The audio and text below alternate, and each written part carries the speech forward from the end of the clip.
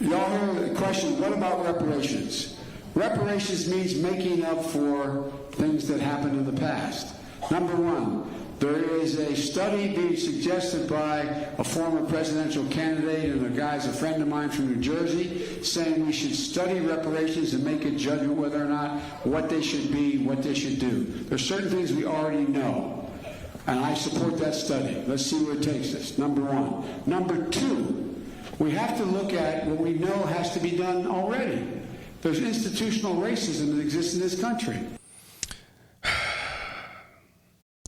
If you already know about the institutional racism that exists in this country, why do you need to have a study on reparations to talk about the institutional racism that exists in the country? Why didn't you and Obama do something about it?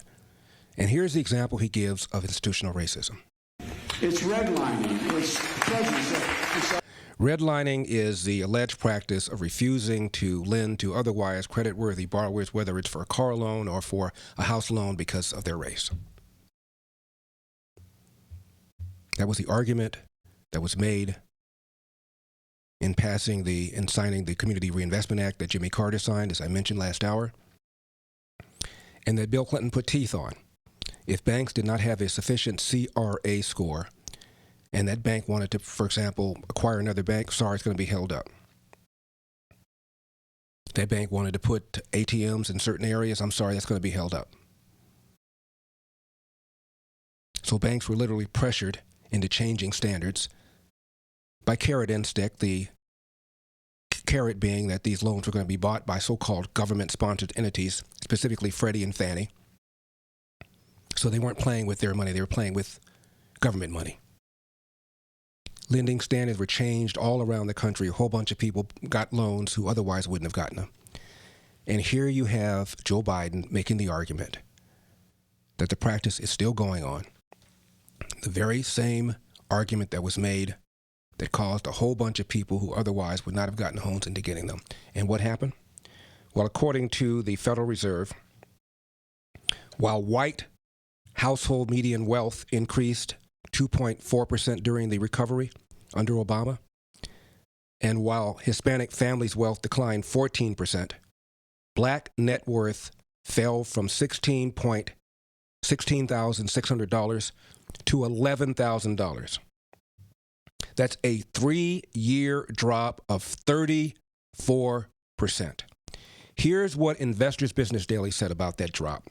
Quote, that's a steeper decline than occurred from 2007 to 2010 when blacks' net worth fell 13.5%. End of quote.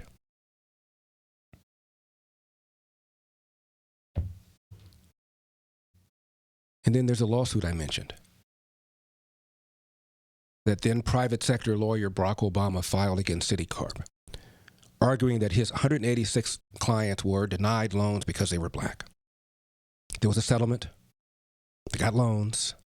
Only 16 of them still have the house. What have you done? How have you helped? You made a false assertion of racism. You succeeded in getting these allegedly racist banks into changing lending criteria.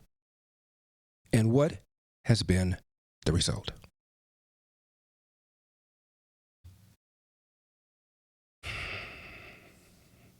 Pressuring schools to lowering standards to admit people who otherwise would not be admitted. What have you produced?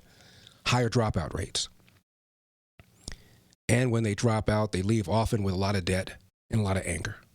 Would have been perfectly fine at a less competitive school. Instead, you artificially induced a school into bringing in people who can't do the work. How has it helped anybody? Welfare state. Prior to the welfare state, 25% of blacks born to unwed mothers, now it's 70%. Look at the spending on the welfare state, look at the increase in so-called illegitimacy, and they parallel each other very nicely. And here you have Joe Biden condescendingly recommending the very same policies that have hurt the black community. To which President Trump famously said back in August of 2016 when he was campaigning, I'm asking for the vote of every single African American citizen in this country who wants to see a better future. Look how much African American communities have suffered under Democratic control. To those I say the following: what do you have to lose by trying something new like Trump? What do you have to lose?